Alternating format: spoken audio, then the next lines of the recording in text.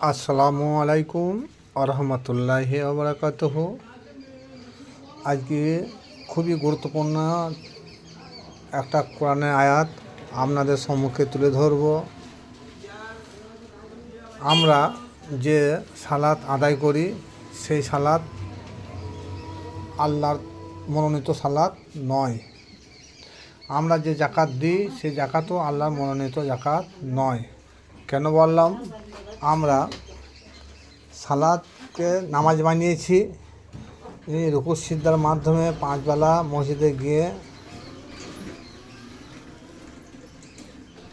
নামাজ আদায় করি, কিন্তু আর 20টি ধানে একটি ধান জাকাত, শতকরা 2.5 টাকা জাকাত, আর 7.5 ভরি ঊর্ধ্বে সোনা থাইলে তার সেই টাকার পরিমাণ হিসাব করে তাকে জাকাত দিতে হবে, এবং সেই পরিমাণে রূপো থাকলেও 50 ভরি ঊর্ধ্বে রূপো থাকলে তাকেও সেই পরিমাণে জাকাত দিতে হবে।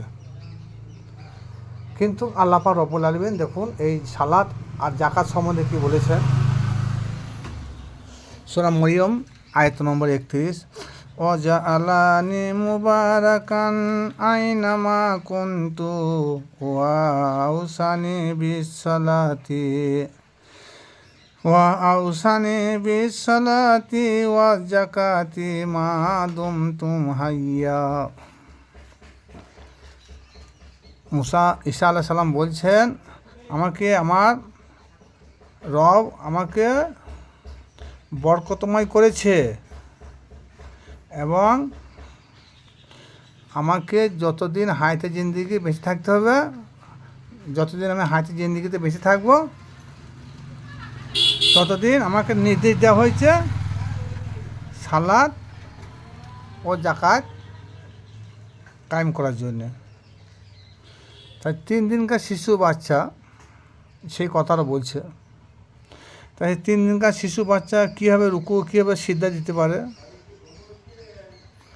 এটা ভাবার বিষয়। তাহলে আল্লাহ যে সালাতের কথা বলেছে সেই সালাতের ভাব বা মতলব আলাদা, কিন্তু আমাদের ওলামা ইকরামরা কী বানিয়েছে যে না, মসজিদে গিয়ে কি বাড়িতে গিয়ে রুকু সিজদার মাধ্যমে সূরা কিরাত পড়ে নামাজ সম্পন্ন করতে হবে, কিন্তু এই কথা আল্লাহ বলে নাই। তাই যদি বললো তাহলে ঈসা আলাইহিস সালাম সে কী করে 3 দিনকার শিশু বাচ্চা কীভাবে সালাত রুকু সিজদা করতে পারে। আর এখন যদি আমাকে জিজ্ঞেস করা হয়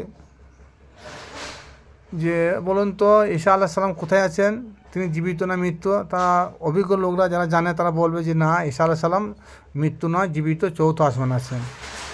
খালি কোরআনে আয়াত কি বলছে, যতদিন আমি বেঁচে থাকবো ততদিন আমার প্রভুর আদেশ আমাকে সালাত করতে হবে এবং জাকাত দিতে হবে। তাহলে 4th আসমানে যদি ঈসা আলাইহিস সালাম থাকে, তাহলে সেই 4th আসমানে তিনি কি জাকাত দিচ্ছেন আর কাকে বা জাকাত দিচ্ছেন। জাকাতের হক তো একমাত্র গরিব, মিসকিন, ভিখারি, ফকির।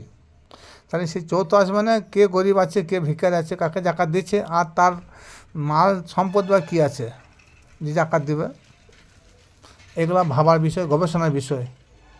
সুতরাং আমাদের সমাজে যে সালাতের প্রথা প্রচলন আছে সেই সালাতের কথা আল্লাহ বলে নাই, যে জাকাতের প্রথা চালু রয়েছে সেই জাকাতের কথা আল্লাহ বলে নাই। সুতরাং তাই যদি হয় তাহলে শিশু বাচ্চা ঈসা আলাইহিস সালাম তিনি কী করে বলতে পারেন যে আমার প্রভু আমাকে বরকতময় করেছে এবং আমাকে নির্দেশ দিয়েছে যতদিন তুমি বেঁচে থাকবে ততদিন তোমাকে সালাত করতে হবে আর জাকাত দিতে হবে। এইটাই আপনারা গবেষণা করুন, তাহলে বুঝতে পারবেন যে সালাত আর জাকাত কে।